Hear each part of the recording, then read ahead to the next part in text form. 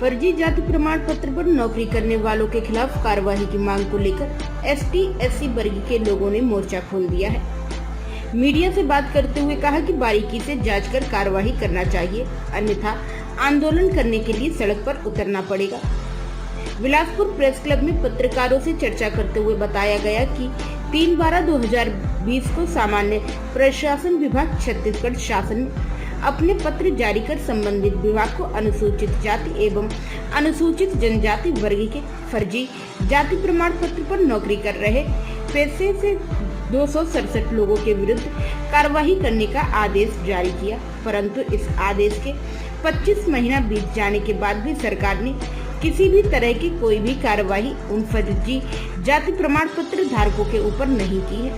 एक लंबे समय के अंतराल तक इंतजार करने के बाद हमने दिनांक 16/5/2023 को सामान्य प्रशासन विभाग में जाकर आवेदन किया तथा उन फर्जी जाति प्रमाण पत्र धारकों के विरुद्ध कार्रवाई करने की मांग की, परंतु शासन ने इस ओर ध्यान नहीं दिया और कार्रवाई नहीं की। इसके उपरांत दिनांक 6/6/2023 को अनुविभागीय अधिकारी रायपुर को पत्र लिखकर सूचित कर हमारे युवा साथियों ने आमरण अनशन किया। 10 दिन तक चले इस आमरण अनशन में साथियों को मरणासन अवस्था में अस्पताल दाखिल कराया गया। उन्होंने कहा कि ऐसी परिस्थिति में दुखी होकर हमारे साथियों ने पूर्व से निर्धारित 18 जुलाई 2023 को विधानसभा के पास नग्न प्रदर्शन करने पर मजबूर हुए। सरकार ने हमारे आंदोलनकारी साथियों को गिरफ्तार किया। रायपुर पुलिस ने बर्बरता पूर्वक उनकी पिटाई की और उन्हें जेल में बंद कर दिया। प्रदर्शनकारियों पर लोक सेवक पर हमला करने जैसी झूठी धारा लगाकर उनके मनोबल को तोड़ने के लिए, आंदोलन को कुचलने के लिए, ताकि भविष्य में कभी अपने अधिकार की लड़ाई न लड़ सके। उन्होंने बताया कि आंदोलन के बाद 20/7/2023 को 11 फर्जी जाति प्रमाण पत्र धारकों पर कार्रवाई के आदेश हुए। फर्जी जाति प्रमाण पत्र का घोटाला विगत 23 वर्षों में हुआ है, जिसमें 15 वर्ष तक बीजेपी की सरकार थी, जिनके कार्यकाल में फर्जी जाति प्रमाण पत्र के सहारे सामान्य वर्ग के लोगों ने नौकरी प्राप्त की है। इन आंदोलनकारियों में अनुसूचित जाति एवं अनुसूचित जनजाति के युवा शामिल हैं। आज इस प्रेस वार्ता में अनुसूचित जाति एवं जनजाति समाज के लोग संयुक्त रूप से सरकार से मांग की है, जिसमें 267 फर्जी प्रमाण पत्र धारकों के विरुद्ध जल्द से जल्द कार्रवाई करें, उन्हें गिरफ्तार करें और अपने हक के अधिकार के लिए आंदोलन करने वाले अनुसूचित जाति एवं जनजाति वर्ग के युवाओं को सरकार ने जेल से निशर्त रिहा करें। प्रदेश के माननीय मुख्यमंत्री भूपेश बघेल जी पर भी आरोप है, वह भी अपराधी हैं। उनके ऊपर कोतवाली रायपुर में भारतीय दंड विधान की धारा 147, 148, 186, 353, 332, 336 और सीबीआई न्यायालय में 120B, 469, 471 के अपराधी इस प्रदेश के मुख्यमंत्री भूपेश बघेल जी हैं।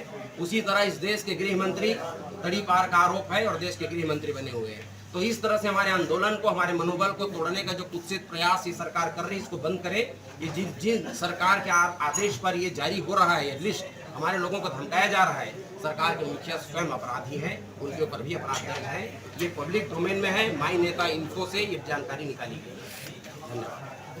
तब जाकर के शासन प्रशासन इस बात को संज्ञान में दिया है और कल के डेट पर उन्होंने एक आदेश जारी किया है, जिसमें 11 लोगों के विरुद्ध वो कार्रवाई के आदेश जारी किए गए। परंतु ऐसे भी अभी 267 में मात्र 11 का हुआ है, यानी कि 256 लोग अभी भी बाकी हैं। तो सरकार उन पर कार्रवाई करे, ऐसी हम मांग चाहते हैं। इसके अलावा लोकतंत्र में हर किसी को अपनी बात रखने की आजादी है, स्वतंत्रता है। ये हमको भारतीय संविधान में अनुच्छेद 19 में मिला हुआ है। सरकार, जब हम लोग हमारे आंदोलनकारी शांतिपूर्वक आंदोलन करते हैं, आंदोलन को कुचलने के लिए उन पर ऐसे धारा लगाए हैं जो उससे रिलेवेंट है ही नहीं।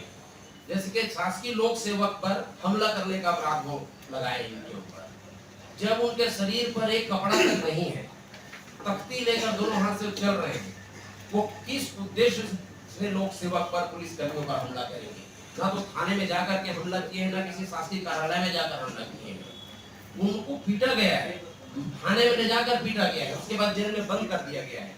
हमारे लोगों के मनोबल तोड़ने के लिए जो आंदोलन में शामिल नहीं थे, मैं आपको बताना चाहता हूँ, बिलासपुर शहर में जो नौजवान साथी हमारे रायपुर गए भी नहीं थे, जो इस आंदोलन में भाग नहीं लिए थे, उनको घर से उठाकर लाए हैं और बिलासपुर जेल में बंद कर दिए।